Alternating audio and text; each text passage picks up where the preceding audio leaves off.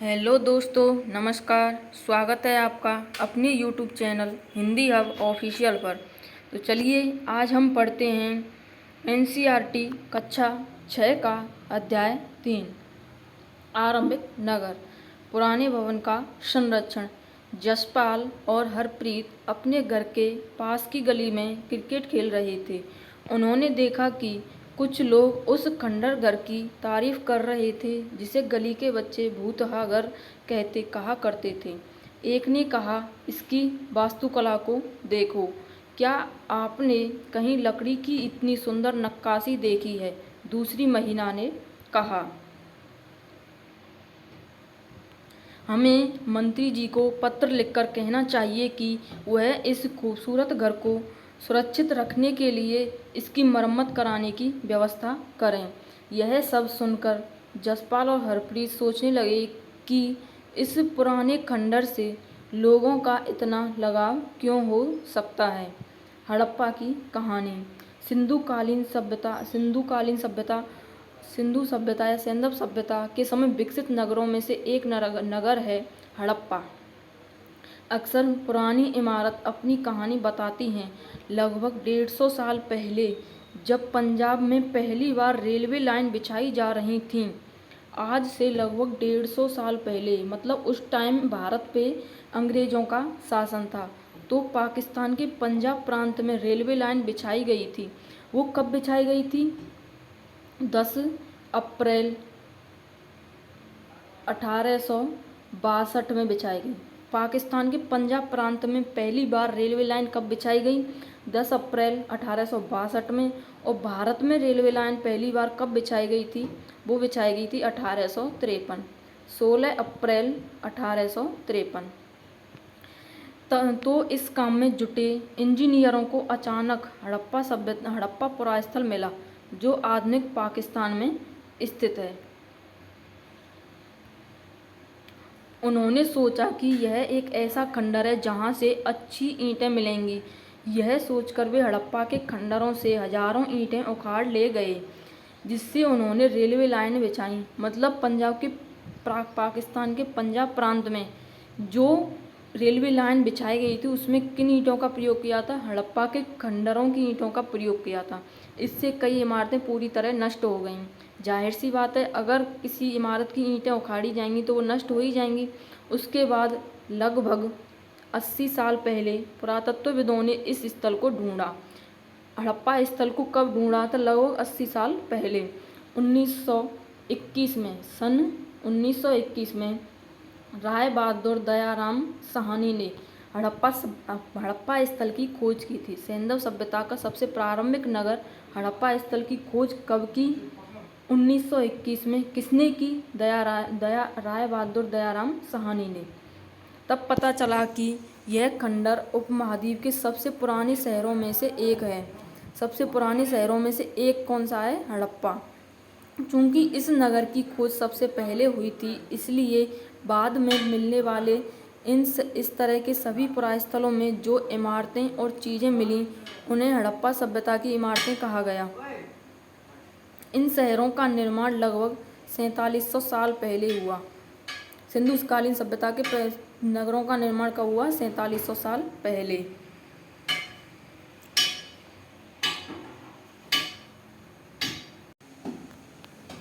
चलिए आगे पढ़ते हैं। प्राय पुरानी इमारतों को तोड़कर उनकी जगह नए भवन बनाए जाते हैं। क्या तुम्हें लगता है कि पुरानी इमारतों को सुरक्षित रखना चाहिए? इन नगरों की विशेषता क्या थी? मतलब सैंधव सभ्यता के जो नगर थे उनमें क्या क्या चीज़ें मिली, क्या क्या वस्तुएं मिली, कैसे कैसे औजार हथियार वगैरह मिले। इन नगरों में से कई को 2 या उससे ज़्यादा हिस्सों में विभाजित किया गया था। प्राय पश्चिमी भाग छोटा होता था लेकिन ऊंचाई पर बना होता था। जो भाग छोटा होता था वो ऊंचाई पर बना होता था, और पूर्वी हिस्सा बड़ा था लेकिन निचले इलाके में था। पूर्वी हिस्सा जो कि बड़ा था वो निचले इलाके में बना था। ऊंचाई वाले भाग को पुरातत्वविदों ने नगर दुर्ग, ऊंचाई वाले भाग को क्या कहा? नगर दुर्ग कहा, और निचले हिस्से को निचला नगर कहा है। दोनों हिस्सों की 4 दीवारियां पक्की ईंटों से बनी होती थी। मतलब सिंधव सभ्यता में भी पक्की ईंटों का प्रयोग किया जाता था। की ईंटें इतनी अच्छी तरह से पकी थीं कि हजारों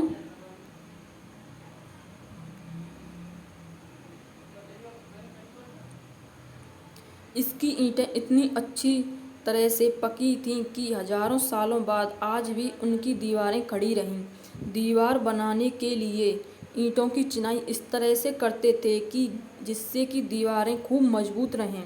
कुछ नगरों के नगर दुर्ग में कुछ खास इमारतें बनाई गई थीं।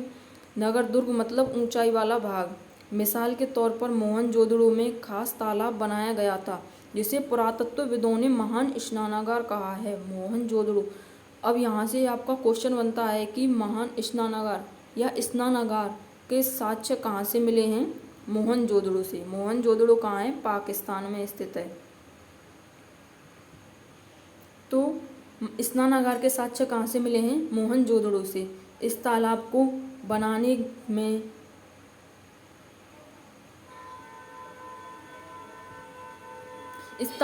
बनाने में ईंट और प्लास्टर का इस्तेमाल किया गया था। इसमें पानी का रिसाव रोकने के लिए प्लास्टर के ऊपर चारकोल की परत चढ़ाई जाती थी। पानी का रिसाव रोकने के लिए किसकी परत चढ़ाई जाती? प्लास्टर के ऊपर भी चारकोल की परत। इस सरोवर में दो तरफ से उतरने के लिए सीढ़ियाँ बनाई गई थीं और चारों ओर कमरे बनाए गए थे। इसमें भरने के लिए पानी कुओं से निकाला जाता था। पानी कहाँ से भरा जाता था? कुओं से। मोहनजोदड़ो का जो स्नानागार था उसमें पानी कहाँ से भरा जाता था? कुओं से भरा जाता था। उपयोग के बाद इसे खाली कर दिया जाता था।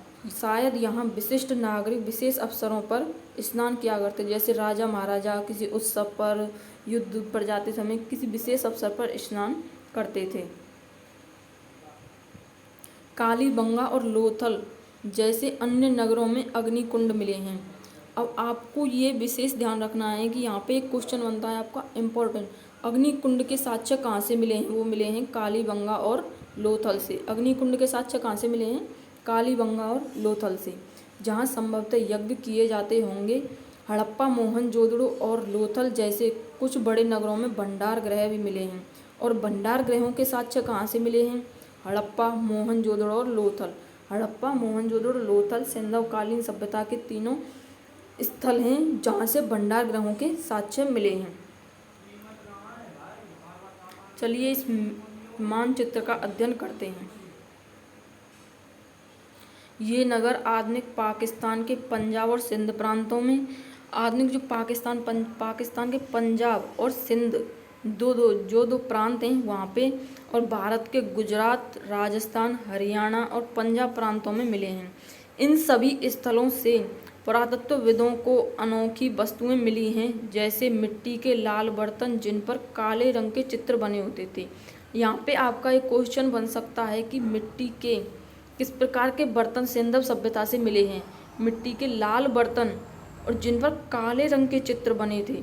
पत्थर के बाँट, मोहरें, मनके, तांबे के उपकरण, पत्थर के ब्लेड आदि।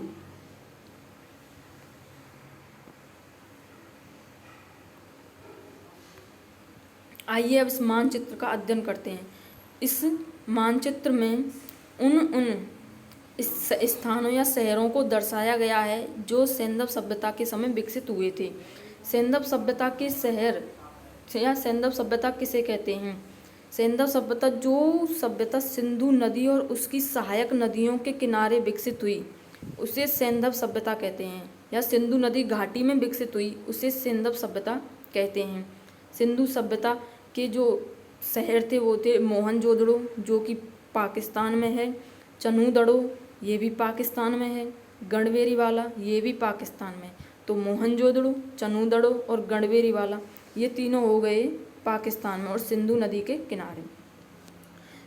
सोत का कोह, सोत का कोह दक्षिणी बलूचिस्तान में है, ये हो जाएगा बलूचिस्तान में।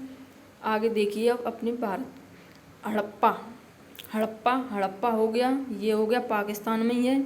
हड़प्पा किस में है? पाकिस्तान में। किस नदी के किनारे है? रावी नदी के किनारे। कई बार ये पूछ लिया जाता है कि कौन सा सभ्यता स्थल किस नदी के किनारे है। तो हड़प्पा सभ्यता स्थल किस नदी के किनारे है? रावी नदी के किनारे। और चनूदड़ो किस नदी के किनारे है? सिंधु नदी के किनारे है। मोहनजोदड़ो कहाँ है? सिंधु नदी के किनारे है। सोतका कहाँ है? सादीकौर नदी, सोतका कोहो जो दक्षिणी बलूचिस्तान में स्थित है वो है सादीकौर नदी के किनारे स्थित है। आइए अब देखते हैं गढ़वेरी वाला, ये भी सिंधु नदी के किनारे स्थित है। अब राखीगढ़ी जो सभ्यता स्थल है वो है हरियाणा में। हरियाणा राखीगढ़ी जो है वो है हरियाणा में। और घग्गर नदी के किनारे है घग्गर नदी के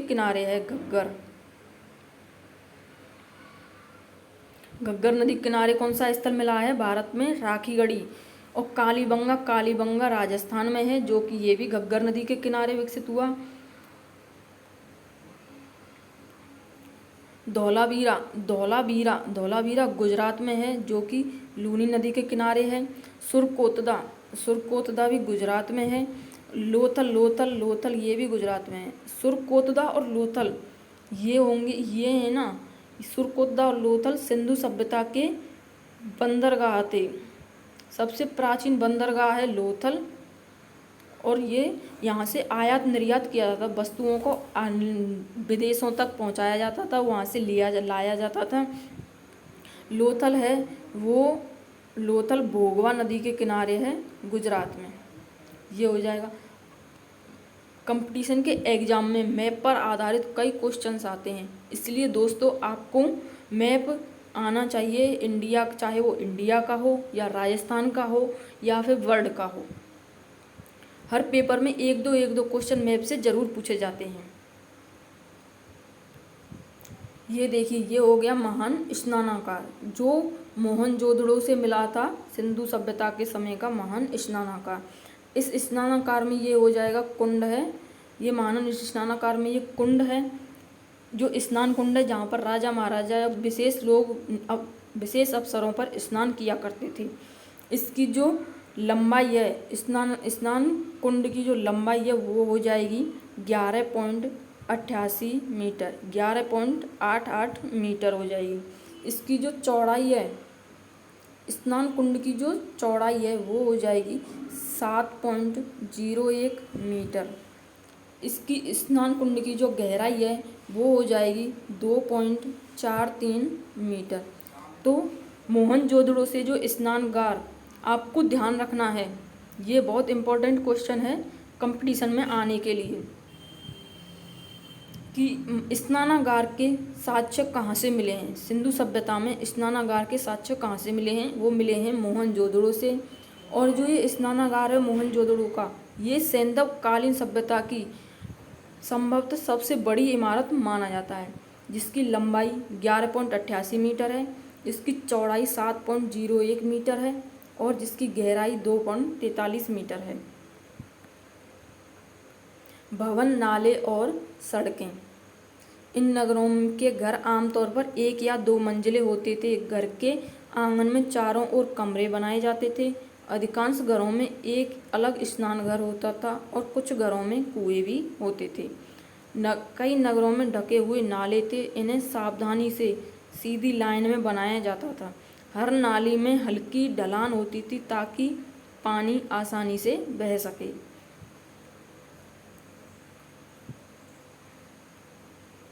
अक्सर घरों की नालियों को सड़कों की नालियों से जोड़ दिया जाता था, जो बाद में बड़े नालों में मिल जाती थी। नालों के ढके होने के कारण इनमें जगह जगह पर मेन होल बनाए जाते थे, जिनके जरिए इनकी देखभाल और सफाई की जा सके। घर के नाले और सड़कों का निर्माण योजनाबद्ध तरीके से एक साथ ही किया जाता था। दोस्तों, क्या आपको पता है कि जो सैंधव सभ्यता के जो घर थे, उनका निर्माण किस पद्धति के अनुसार किया जाता था? उनका निर्माण किस पद्धति के अनुसार किया जाता था? जो सिंधु सभ्यता के घर थे, भवन थे, नाले थे, उनका निर्माण ग्रिड पद्धति के आधार पर किया जाता था। ग्रिड पद्धति क्या थी? इसमें जो घर थे और खिड़कियां थी, घर के दरवाजे थे, वो मुख्य सड़क की ओर ना खुलकर पीछे पिछवाड़े की ओर खुलते थे। केवल एक लोथल लोथल जो सिंधु सभ्यता का जो शहर था, लोथल ही एक ऐसा शहर था जिसके दरवाजे मुख्य सड़क की ओर खुलते थे। यहाँ पर वर्णित घरों और पिछले अध्याय में वर्णित घरों में तुम्हें क्या अंतर दिखाई देता है? कोई दो अंतर बताओ। नगरीय जीवन। हड़प्पा के नगरों में बड़ी हलचल रहा करती होगी। यहाँ पर ऐसे लोग रहते होंगे जो नगर की खास इमारतें बनाने की योजना में जुटे रहते थे। ये संभवतः यहाँ के शासक थे। यह भी संभव है कि ये शासक लोगों को भेजकर दूर दूर से धातु, बहुमूल्य पत्थर और अन्य उपयोगी चीज़ें मंगवाते थे। शायद शासक लोग खूबसूरत मनकों, सोने चांदी से बने आभूषणों जैसी कीमती चीज़ों को अपने पास रखते होंगे। इन नगरों में लिपिक, आपको ध्यान रखना है, लिपिक किसे कहते हैं? जो मोहरों पर लिखाई का काम करते थे उन्हें कहते हैं लिपिक। इन नगरों में लिपिक भी होते थे जो मोहरों पर लिखते थे और शायद अन्य चीज़ों पर भी लिखते होंगे जो अब बच नहीं पाई हैं। ये देखिए, ये हो जाएगा मोहनजोदड़ो सभ्यता के समय विकसित सड़क हो जाएगी और ये इसमें हो जाएगा नाला। ये हो जाएगा नाला, ये हो जाएगी इसकी सड़क हो जाएगी। ये देखिए, ये हो गई सड़क और ये हो गया नाला। ये वो कुआं हो गया जो घरों में बनाया जाता था, घरों में पाया जाता था सिंधुकालीन सभ्यता के। इसके अलावा नगरों में शिल्पकार, स्त्री पुरुष भी रहा करते थे जो अपने घरों या किसी उद्योग स्थल पर तरह तरह की चीज़ें बनाते होंगे। लोग लंबी यात्रा भी करते थे और वहाँ से उपयोगी वस्तुएं लाते थे और साथ ही लाते थे सुदूर देशों की किस्से कहानियाँ। क्योंकि उस टाइम पे इंटरनेट वगैरह तो कुछ था नहीं, तो इसलिए लोग स्वयं जाते और वहाँ से वहाँ के जो जानकारियाँ होती थी, कहानियाँ होती थी, वस्तुएं होती थी, उनको लाते थे। मिट्टी से बने कई खिलौने भी मिले हैं। सिंधुकालीन सभ्यता से मिट्टी से बने कई खिलौने भी बने हैं जिनसे बच्चे खेलते होंगे। नगर में रहने वाले लोगों की एक सूची बनाओ। क्या इनमें से कुछ ऐसे लोग हैं जो मेहरगढ़ जैसे गांव में रहते थे? मेहरगढ़ गांव, ये बहुत इम्पोर्टेंट क्वेश्चन है आपके लिए। मेहरगढ़ गांव, ये शायद आ भी चुका है कई बार कंपटीशन में। मेहरगढ़ है ना, जो यहाँ से कृषि के सर्वप्रथम साक्ष्य कहाँ से मिले हैं? मेहरगढ़ से। और चावल के प्राचीनतम साक्ष्य मिले हैं वो मेहरगढ़ से मिले हैं। और कृषि सर्वप्रथम कहाँ की जाती थी? मेहरगढ़ से, मेहरगढ़ में की जाती थी। आपको पता है मनुष्य द्वारा सर्वप्रथम प्रयोग में लिया जाने वाला अनाज कौन सा था? वो था चावल।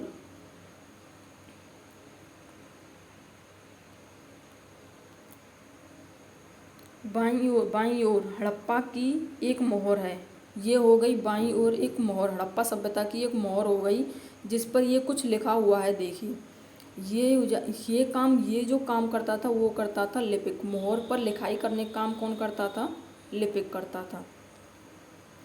इस मोहर के ऊपर के चिन्ह एक खास लिपि में हैं। उपमहाद्वीप में पाए गए लेखन का यह प्राचीनतम उदाहरण है। उपमहाद्वीप दक्षिण एशिया है, जो अपना भारत, पाकिस्तान, बलूचिस्तान वगैरह है, वहाँ पे लेखन का यह प्राचीनतम उदाहरण कहाँ से मिला है? हड़प्पा सभ्यता से। विद्वानों ने इसे पढ़ने की कोशिश की है लेकिन अभी तक यह पता नहीं चल पाया कि इसका अर्थ क्या है, लेकिन इसे अभी तक पढ़ा नहीं जा सका है। दाईं ओर नीचे एक पक्की मिट्टी के खिलौने, ये हो जाएंगे पक्की मिट्टी के खिलौने। आपको पता है पक्की मिट्टी को क्या कहा जाता है? पक्की मिट्टी, टेराकोटा। पक्की मिट्टी को कहा जाता है टेराकोटा। पक्की मिट्टी से जो वस्तुएं बनाई जाती हैं, जो भी सामान बनाए जाते थे, खिलौने आदि बनाए जाते थे, उनको टेराकोटा कहा जाता था। पक्की मिट्टी, आग में जिसे पकाकर तैयार किया जाता था वह मिट्टी टेराकोटा कहलाती थी। ये आपके लिए बहुत इम्पोर्टेंट है। पक्की मिट्टी टेराकोटा।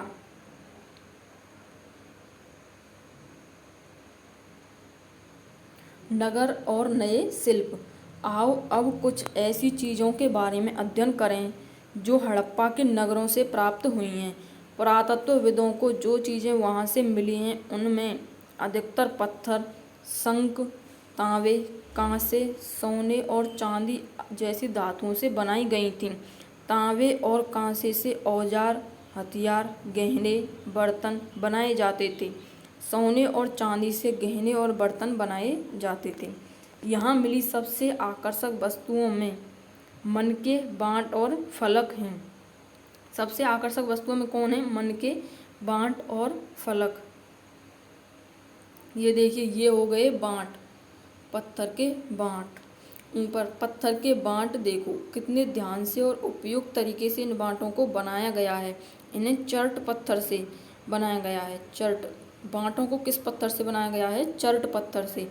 शायद इन्हें बहुमूल्य पत्थरों और धातुओं को तोलने के लिए बनाया गया होगा। ये देखिए, बाएं मध्य में मनके, ये हो जाएंगे मनके। इनमें से कई कार्निलियन पत्थरों से बनाए गए थे। ये पत्थरों को काटकर तराशकर मनके बनाए गए। कार्निलियन पत्थरों से बनाए गए या पत्थरों को काटकर तराशकर मनके बनाए गए। इनके बीच छेद किए गए ताकि धागा डालकर माला बनाई जा सके। दाएं देखिए, धारदार फलक। ये हो जाएंगे धारदार फलक, पत्थर से, जो कि पत्थर से बनाए गए हैं। नीचे दाएं कढ़ाईदार वस्त्र। ये देखिए, इस जो व्यक्ति की जो मूर्ति है, इस पर जो वस्त्र बनाए गए हैं वो कढ़ाईदार हैं। व्यक्ति की पत्थर की मूर्ति, एक महत्वपूर्ण व्यक्ति की पत्थर की मूर्ति बनी है जो मोहनजोदड़ो से मिली है। मोहनजोदड़ो से मूर्ति के साक्ष्य भी मिले हैं। पत्थर की मूर्ति के साक्ष्य कहाँ से मिले हैं? मोहनजोदड़ो से।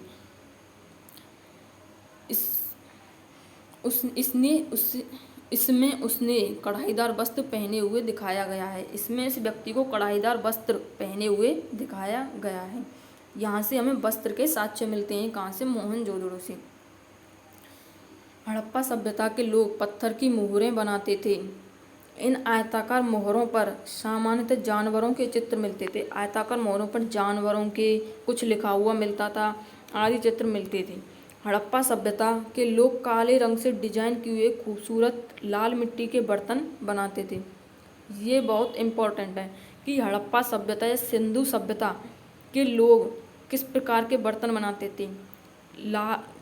काले रंग से डिजाइन किए हुए खूबसूरत लाल मिट्टी के बर्तन, मतलब बर्तन होते थे वो लाल मिट्टी के होते थे और उन पर डिजाइन होती थी, चित्र बने हुए थे वो काले रंग के बने हुए होते थे।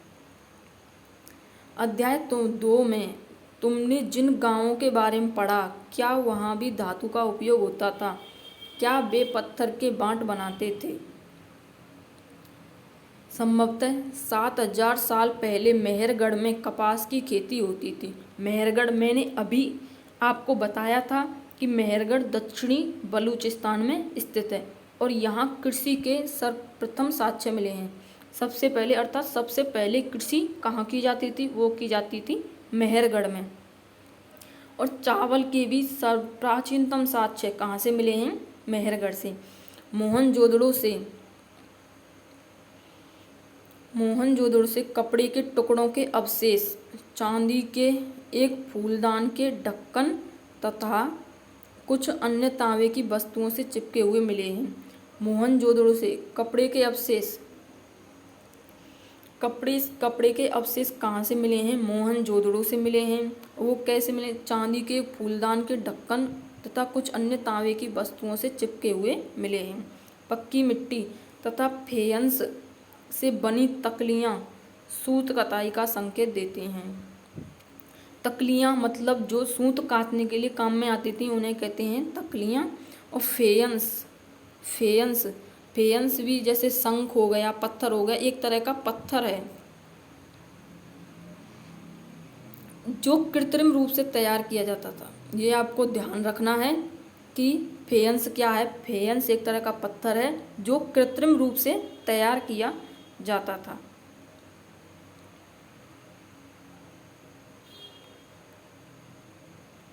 इनमें से अधिकांश वस्तुओं का निर्माण विशेषज्ञों ने किया था। विशेषज्ञ उसे कहते हैं विशेषज्ञ। अब ये आपको बहुत इंपॉर्टेंट चीज़ है, विशेषज्ञ। विशेषज्ञ उसे कहते हैं जो किसी खास चीज़ को बनाने के लिए खास प्रशिक्षण लेता है।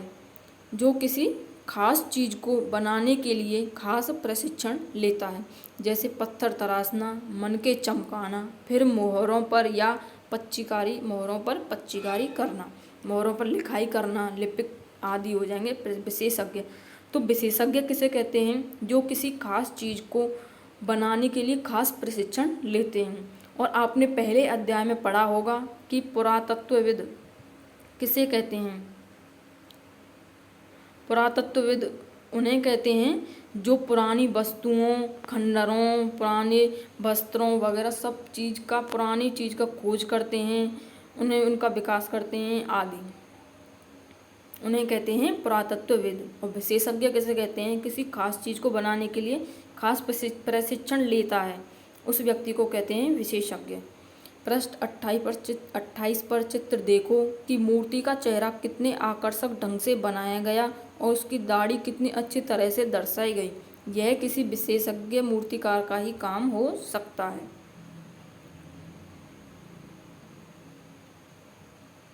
हर व्यक्ति विशेषज्ञ नहीं हो सकता। हमें यह पता नहीं है कि क्या सिर्फ पुरुष ही ऐसे कामों में प्रशिक्षण हासिल करते थे या फिर केवल महिलाएं ही।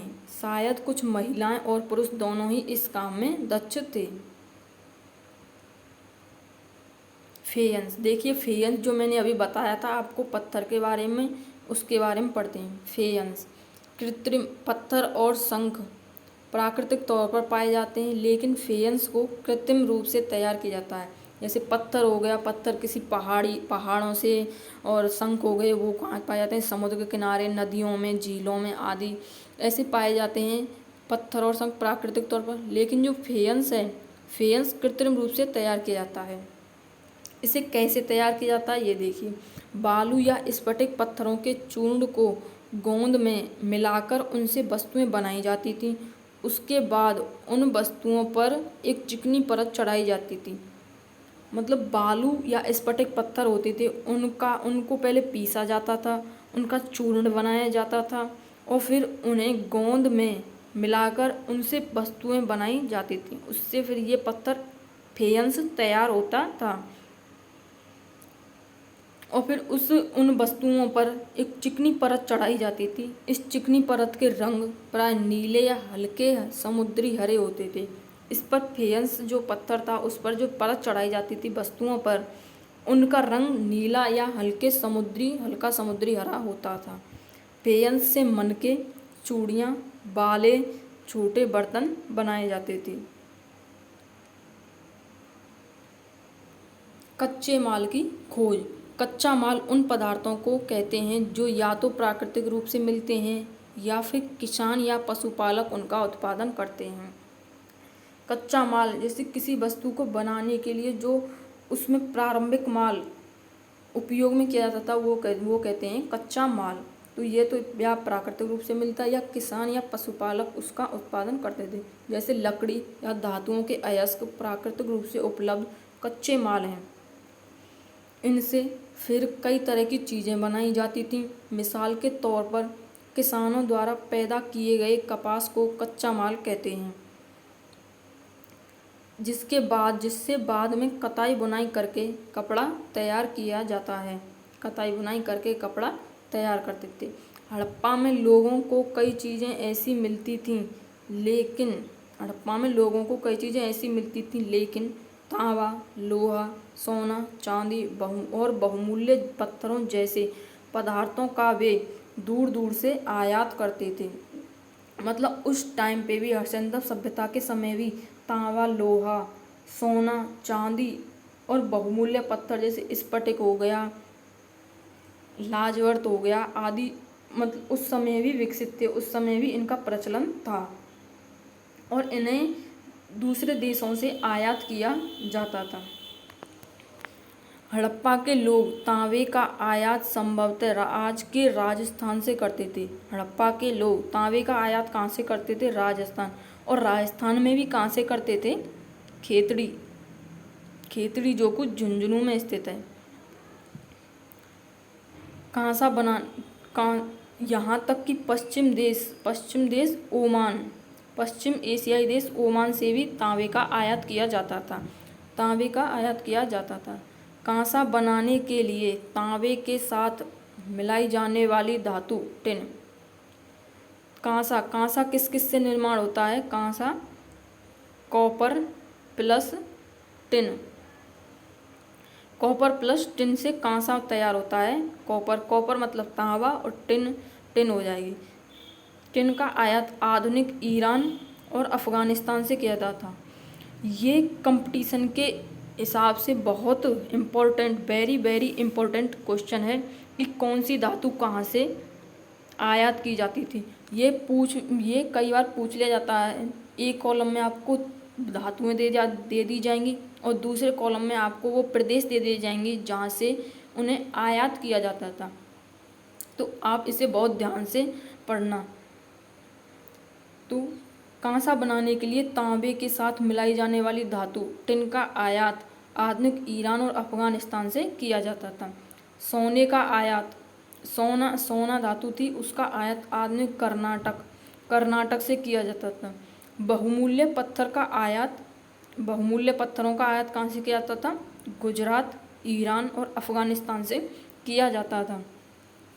देखिए यहाँ पे हमें कई इम्पोर्टेंट क्वेश्चन देखने को मिलते हैं कि तांबे का आयात कहाँ से किया जाता था? तांबे का आयात किया जाता था राजस्थान, खेतड़ी, झुंझुनू से किया जाता था और पश्चिम एशियाई देश ओमान से भी किया जाता था। तांबे का आयात बलूचिस्तान से भी किया जाता था। और टिन का आयात आधुनिक ईरान और अफगानिस्तान से किया जाता था।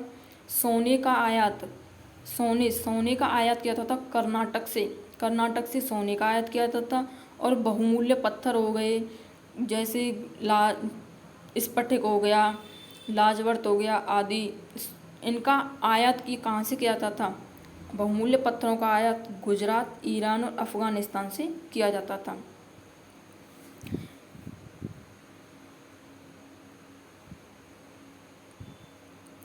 चीज़ों को एक जगह से दूसरी जगह कैसे ले जाया जाता था? इन चित्रों को देखो। ये देखिए, ये हो गई गाड़ी और ये गाड़ी का एक खिलौना है। गाड़ी का एक खिलौना जिससे बच्चे खेलते थे। एक खिलौना है और दूसरी मोहर है। क्या तुम बता सकते हो कि हड़प्पा के लोग यातायात के लिए किन साधनों का प्रयोग करते थे? पिछले अध्यायों में क्या तुमको पहिए वाले वाहनों की जानकारी दी गई?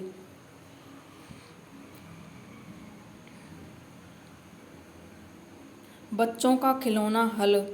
आज हल चलाने वाले ज़्यादातर किसान पुरुष होते थे। हमें यह ज्ञात नहीं है कि क्या हड़प्पा में भी यही प्रथा थी, मतलब उसमें स्त्री या पुरुष कौन चलाता था, हम ये नहीं बता सकते। ये हो जाएगी मोहर।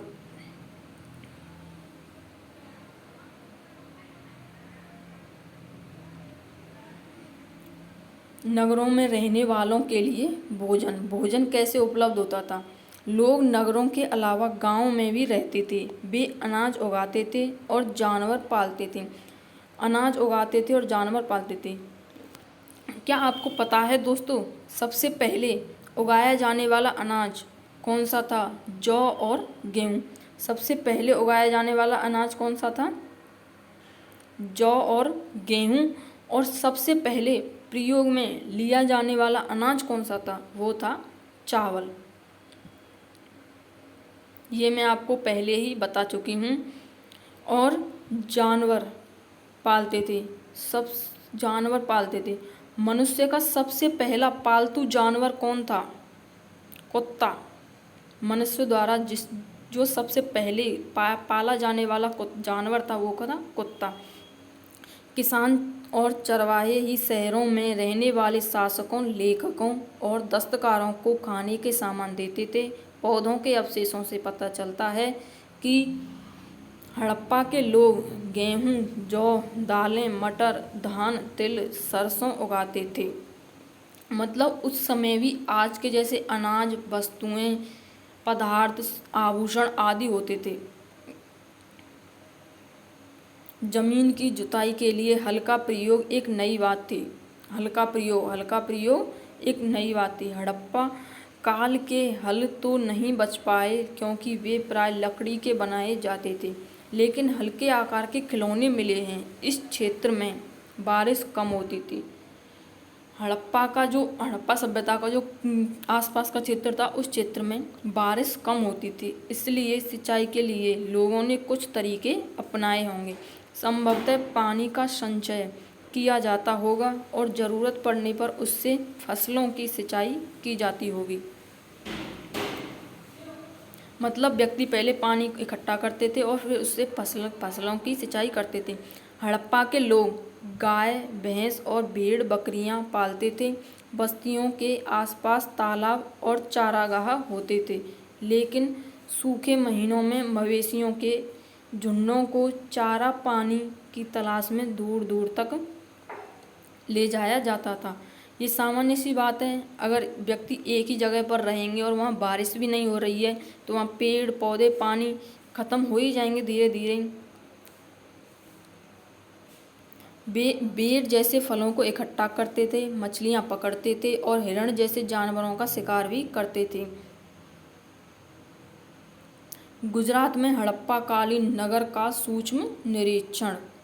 गुजरात में हड़प्पा कालीन जो नगर थे वो कौन कौन से थे? एक तो हो गया अपना धोलावीरा, गुजरात में है। सुरकोतला, वो भी गुजरात में है। लोथल बंदरगाह है जो, वो भी गुजरात में है। कच्छ के इलाके में खदिरवेत के किनारे धोलावीरा नगर बसा था। ये यहाँ पे आपसे पूछ लिया जाएगा कि धोलावीरा नगर कहाँ पर था। वो था गुजरात के कच्छ जिले में खदिरवेत के किनारे। वहाँ साफ पानी मिलता था और ज़मीन उपजाऊ थी। जहाँ हड़प्पा सभ्यता के कई नगर दो भागों में विभक्त थे, वहाँ धोलावीरा नगर को 3 भागों में बांटा गया था। हड़प्पा सभ्यता के नगर थे वो अधिकतर 2 भागों में बांटे गए थे। एक था ऊंचाई वाला भाग जो छोटा होता था, जिसे नगर दुर्ग कहा जाता था, और दूसरा था निचला भाग जिसे निचला नगर कहा जाता था और वो बड़ा होता था।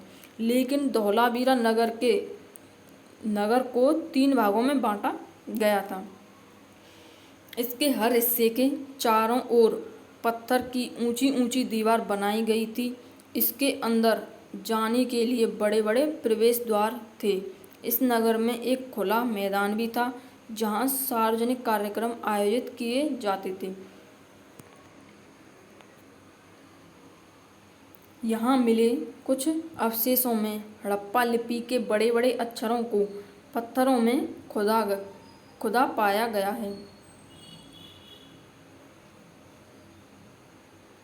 इन अभिलेखों को संभवतः लकड़ी में जड़ा गया है। ये जो अभिलेख थे उन्हें किस में जड़ा गया है? लकड़ी में। अभिलेख किसे कहते हैं? जिन्हें पत्थर पर लिखा जाता है, पत्थर पर अंकित किया जाता है, उन्हें कहते हैं अभिलेख।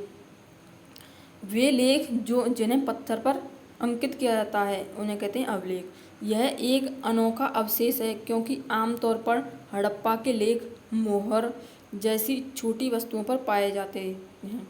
मोहर जैसी छोटी वस्तुओं पर भी हड़प्पा के लेख पाए जाते हैं। गुजरात की खंभात की खाड़ी में मिलने वाली साबरमती नदी की उपनदी के किनारे बसा लोथल नगर ऐसे स्थान पर बसा था जहां कीमती पत्थर जैसे कच्चा माल आसानी से मिल जाता था। देखिए, ये बहुत इम्पोर्टेंट है आपके लिए। गुजरात की खंभात की खाड़ी, यहाँ पे आपकी हिस्ट्री के साथ साथ ज्योग्राफी की भी तैयारी लगभग साथ साथ चल रही है। जैसे खंभात की खाड़ी कहाँ है? गुजरात में। खंभात की खाड़ी कहाँ है? गुजरात में। और खंभात की खाड़ी में मिलने वाली नदी कौन सी है? साबरमती नदी। अब आपसे पूछ लिया जाए कभी क्वेश्चन में कि साबरमती नदी किस कहाँ किस में जाकर मिलती है? साबरमती नदी मिलती है खंबात की खाड़ी में। साबरमती नदी खारे पानी की नदी है। साबरमती की एक उपनदी के किनारे, इसकी उपनदी के किनारे लोथल जो बहुत इम्पोर्टेंट नगर है, जो उस समय का प्राचीन बंदरगाह था, वो बसा हुआ है। लोथल इसकी कौन सी उपनदी है? उपनदी हो गई, इसकी हो जाएगी उपनदी भोगवा। तो लोथल भोगवा नदी के किनारे बसा हुआ है। भोगवा नदी के किनारे बसा हुआ है। भोगवा है ना, वो साबरमती की उपनदी है, जहाँ कीमती पत्थर जैसा कच्चा माल आसानी से मिल जाता था। यह पत्थरों, शंखों, धातुओं से बनाई गई चीज़ों का एक महत्वपूर्ण केंद्र था। इस नगर में एक भंडार गृह भी था। भंडार गृह के साक्ष्य कहाँ से मिले हैं? लोथल से। इस भंडार गृह से कई मोहरें और मुद्रांकन या मोहरबंदी गीली मिट्टी पर दबाने से बनी उनकी छाप मिले हैं। मोहरबंदी किसे कहते हैं? जैसे आपको कोई सामान कहीं भेजना है, तो आपने थैले में सामान को रखा, उससे गीली मिट्टी से उस थैले को बंद कर दिया और उस पर अपनी मोहर लगा दी, ताकि आपका सामान कहीं भी सुरक्षित तरीके से पहुंच सके।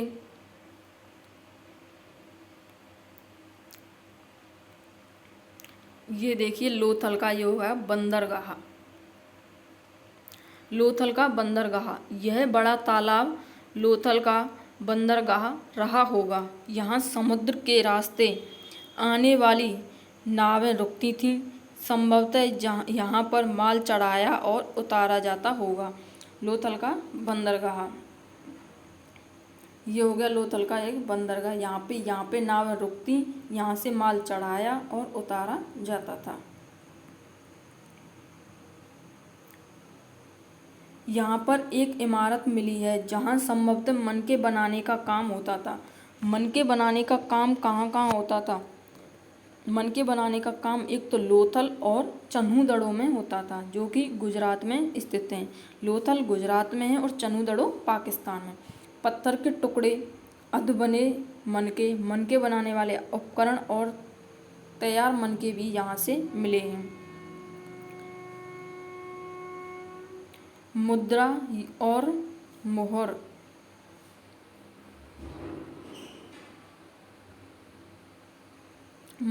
मोहर या मुद्रांकन या मोहरबंदी। मोहरों का प्रयोग सामान से भरे उन डिब्बों या थैलों को चिन्हित करने के लिए किया जाता होगा, जिन्हें एक जगह से दूसरी जगह भेजा जाता था। थैले को बंद करने के बाद उनके मुहानों पर गीली मिट्टी पोत दी जाती थी, जिससे वो थैला बंद हो जाए, और उन पर मोहर लगाई जाती थी। मोहर की छाप को मोहरबंदी कहते हैं। मोहर की जो छाप होती थी उसे कहते हैं मोहरबंदी। अगर यह छाप टूटी हुई नहीं होती थी, तो यह साबित हो जाता था कि सामान के साथ छेड़छाड़ नहीं हुई है। आज भी मोहर का प्रयोग होता है। पता लगाओ कि मोहरों का प्रयोग किस लिए किया जाता है। कोर्ट कचहरी वगैरह में, जैसे कोई कर्मचारी हो गए, सरकारी कर्मचारी, वो आज भी मोहरों का प्रयोग करते हैं। सभ्यता के अंत का रहस्य। सभ्यता का अंत कैसे हुआ, इसके बारे में जानते हैं। आज से लगभग 3900 साल पहले एक बड़ा बदलाव देखने को मिला। अचानक लोगों ने इन नगरों को छोड़ दिया। लेखन, मोहरें और बांटों का प्रयोग बंद हो गया। दूर दूर से कच्चे माल का आयात काफ़ी कम हो गया। मोहनजोदड़ो में सड़कों पर कचरे के ढेर बनने लगे। जल निकास प्रणाली नष्ट हो गई और सड़कों पर ही झुग्गीनुमा घर बनाए जाने लगे। यह सब क्यों हुआ, कुछ पता नहीं। कुछ विद्वानों का कहना है कि नदियाँ सूख गई थीं। अन्य का कहना है कि जंगलों का विनाश हो गया था। इसका कारण ये हो सकता है कि ईंटें पकाने के लिए ईंधन की ज़रूरत थी। इसके अलावा मवेशियों के बड़े बड़े झुंडों से चारागाह और घास वाले मैदान समाप्त हो गए। कुछ इलाकों में बाढ़ आ गई, लेकिन इन कारणों से यह स्पष्ट नहीं हो पाता है कि सभी नगरों का अंत कैसे हो गया? क्योंकि बाढ़ और नदियों के सूखने का असर कुछ ही इलाकों में हुआ होगा। ऐसा लगता है कि शासकों का नियंत्रण समाप्त हो गया। जो भी हुआ हो, परिवर्तन का असर बिल्कुल साफ दिखाई देता है। आधुनिक पाकिस्तान के सिंध और पंजाब की बस्तियां उजड़ गई थीं। कई लोग पूर्व और दक्षिण के इलाकों में नई और छोटी बस्तियों में जाकर बस गए। मतलब जो सैंधव सभ्यता के जो नगर थे, प्राचीन नगर थे, उनका अंत कब हो गया? लगभग आज से 3900 साल पहले। और इनका विकास कब हुआ था? 4700 साल पहले विकास हुआ है, 4700 साल पहले। और जो इनका अंत हो गया वो हो गया 3900 साल पहले। इसके लगभग 1400 साल बाद जब इन सब शहरों का अंत हो गया, तो इसके लगभग 1400 साल बाद नए नगरों का विकास हुआ। इनके बारे में तुम अध्याय 5 और 8 में पढ़ोगे। अन्यत्र अपने एटलस, एटलस मतलब मानचित्र होते हैं, में मिस्र ढूंढो। मिस्र एक देश है जो कि अफ्रीका में पाया जाता है। नील नदी के आसपास वाले इलाकों को छोड़कर मिस्र का अधिकांश भाग रेगिस्तान है।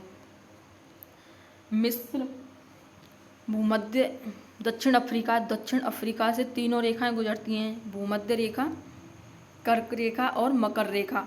तीनों रेखाएं गुजरती हैं। तो मिस्र जो देश है वो भूमध्य रेखा के आसपास स्थित है, भूमध्य रेखा के आसपास स्थित है। और नील नदी कहाँ है? मिस्र में। नील नदी कहाँ स्थित है? मिस्र में। नील नदी के आसपास वाले इलाकों को छोड़कर मिस्र का अधिकांश भाग रेगिस्तान है।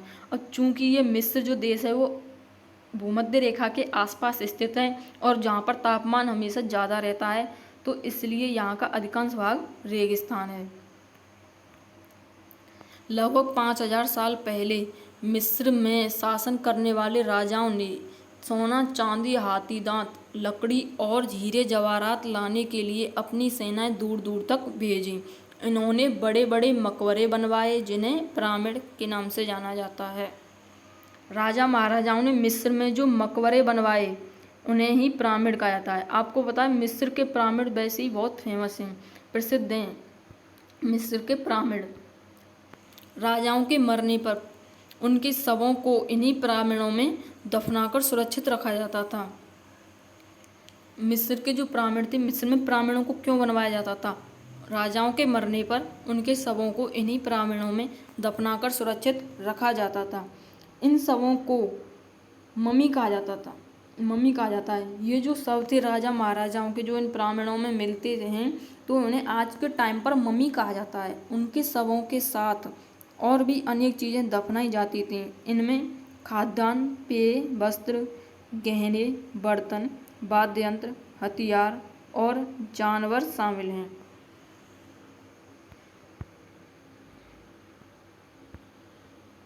कभी कभी शव के साथ साथ उनके सेवक सेविकाओं को भी दफना दिया जाता था। दुनिया के इतिहास में शवों को दफनाने की परंपरा देखते हुए मिस्र में सबसे ज़्यादा धन दौलत खर्च किया जाता था। क्या तुम्हें लगता है कि मरने के बाद इन राजाओं को इन चीज़ों की ज़रूरत पड़ी होगी? मरने के बाद जाहिर सी बात है क्या ज़रूरत होगी? किसी को मरने के बाद किसी चीज़ की ज़रूरत नहीं होती है। कल्पना करो तुम अपने माता पिता के साथ 4000 साल पहले लोथल से मोहनजोदड़ो की यात्रा कर रहे हो। यह बताओ कि तुम यात्रा कैसे करोगे? तुम्हारे माता पिता यात्रा के लिए अपने साथ क्या क्या ले जाएंगे? मोहनजोदड़ो में तुम क्या देखोगे? आइए अब देखते हैं, इसके क्वेश्चन करते हैं कुछ। पुरातत्वविदों को कैसे ज्ञात हुआ कि हड़प्पा सभ्यता के दौरान कपड़े का उपयोग होता था? मोहनजोदड़ो से हड़प्पा सभ्यता के लोगों को कपड़े के अवशेष मिले थे, जो कि चांदी के एक ढक्कन और उससे मिले थे हड़प्पा सभ्यता के। और कपास की खेती के भी साक्ष्य मिले हैं। तो इससे जाहिर सी बात है कि सूत बनता था कपास से। और उससे कपड़े बनते थे। तकलियों के भी वो मिले हैं, साक्ष्य मिले हैं। तो हड़प्पा सभ्यता के दौरान कपड़े के साथ का उपयोग होता था। इसका उन्हें पता कहाँ से चला है? मोहनजोदड़ो से। निम्नलिखित को सुमेल करो। देखिए, तांबा, ये हो गई आपकी धातु और ये हो गए आपके प्रदेश। मैंने आपसे कहा था पहले ही कि ये बहुत इम्पोर्टेंट है कंपटीशन की दृष्टि से। तांबा, तांबा कहाँ से मिलता था? आधुनिक राजस्थान के भी खेतड़ी, बलूचिस्तान और ओमान और बलूचिस्तान से मिलता था तांबा। और सोना कहाँ से मिलता था? कर्नाटक। सोना कहाँ से आयात किया जाता था? कर्नाटक से। टिन जो तांबे के साथ मिलाई जाती थी। टिन एक धातु थी जो तांबे के साथ मिलाई जाती थी और उनसे कांसा तैयार किया जाता था। टिन का आयात कहाँ से किया जाता था? अफगानिस्तान। टिन का आयात कहाँ से किया जाता था? अफगानिस्तान से। और बहुमूल्य पत्थर को कहाँ से आयात किया जाता था?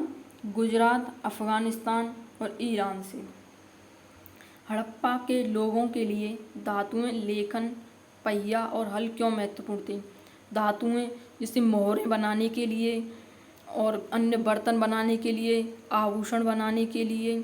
और लेखन क्यों उपयोग था? अपने समय के जो कहानियाँ थीं, किस्से थे, अभिलेख थे, उन पर लिखने के लिए, मोहरों पर लिखने के लिए लेखन कला महत्वपूर्ण थी। पहिया एक स्थान से दूसरे स्थान पर जाने के लिए, सामान को आयात करने के लिए और निर्यात करने के लिए, आवागमन के लिए पहिया महत्वपूर्ण था। हल क्यों महत्वपूर्ण थे? हल कृषि करने के लिए महत्वपूर्ण थे। आओ चर्चा करें। इस अध्याय में पक्की मिट्टी, टेराकोटा। पक्की मिट्टी को क्या कहा जाता है? टेराकोटा से बने सभी खिलौनों की सूची बनाओ। इनमें से कौन से खिलौने बच्चों को ज़्यादा पसंद आए होंगे? हड़प्पा के लोगों की भोजन सामग्री की सूची बनाओ। आज इनमें से तुम क्या क्या खाते हो? निशान लगाकर बताओ। बच्चों के खिलौने कौन कौन से मिले थे? एक तो वो मिट्टी के खिलौने थे, पक्की मिट्टी के खिलौने, और गाड़ी मिली थी। और हड़प्पा के लोगों की भोजन सामग्री में क्या क्या मिले? गेहूँ, चावल, दाल आदि अनाज मिले थे। फल फूल कंदमूल हो गए। हड़प्पा के किसानों और पशुपालकों का जीवन क्या उन किसानों से भिन्न था जिनके बारे में तुमने पिछले अध्याय में पढ़ा? अपने उत्तर में इसका कारण बताओ। आओ करके देखें। अपने शहर या गांव की 3 महत्वपूर्ण इमारतों का ब्यौरा दो। क्या वे बस्ती और महत्वपूर्ण इलाके में बनी हैं? इन इमारतों का उपयोग किस लिए किया जाता है? तुम्हारे इलाके में क्या कोई पुरानी इमारत है? यह पता करो कि वह कितनी पुरानी है और उनकी देखभाल कौन करता है। इन सबको आप छोड़ दीजिए। ये देखिए, ये हो गई बहुत इम्पोर्टेंट। आपको इन्हें विशेषकर ध्यान करना है, इम्पोर्टेंट है। नगर,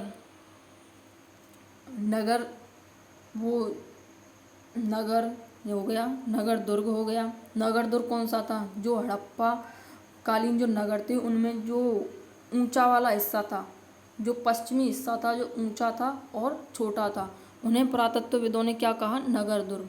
शासक, लिपिक जो मोहरों पर लिखने का काम करते थे। मोहर, शिल्पकार जो बर्तन मूर्ति पत्थर बनाते थे। धातु, सोना चांदी। विशेषज्ञ किसे कहते हैं? जो किसी विशेष वस्तु के बनाने का प्रशिक्षण लेता था, उसे कहते हैं विशेषज्ञ। कच्चा माल जैसे कपास वगैरह, हल, सिंचाई आदि। कुछ महत्वपूर्ण तिथियाँ, ये परीक्षा की दृष्टि से वेरी इम्पोर्टेंट है। मेहरगढ़ में कपास की खेती। दोस्तों, आपको मेहरगढ़ बहुत ज़्यादा इम्पोर्टेंट है। मेहरगढ़ आपके लिए। मेहरगढ़ में कपास की खेती लगभग 7000 साल पहले। कृषि के सर्वप्रथम साक्ष्य कहाँ से मिले हैं? मेहरगढ़ से। और चावल के प्राचीनतम साक्ष्य कहाँ से मिले हैं? वो भी मेहरगढ़ से। कपास की खेती के साक्ष्य कहाँ से मिले हैं? मेहरगढ़ से। और कब के हैं? 7000 साल पहले के। नगरों का आरंभ, हड़प्पाकालीन नगरों का जो आरंभ था वो कब हुआ था? 4700 साल पहले हुआ था। हड़प्पा के नगरों के अंत की शुरुआत कब हुई थी? वो हुई थी 3900 साल पहले। और अन्य नगरों का विकास कब हुआ था? इसके 1400 साल बाद, मतलब 2500 साल पहले। आज से 2500 साल पहले नए नगरों का विकास प्रारंभ हुआ। तो चलिए दोस्तों, नमस्कार, जय हिंद, जय भारत।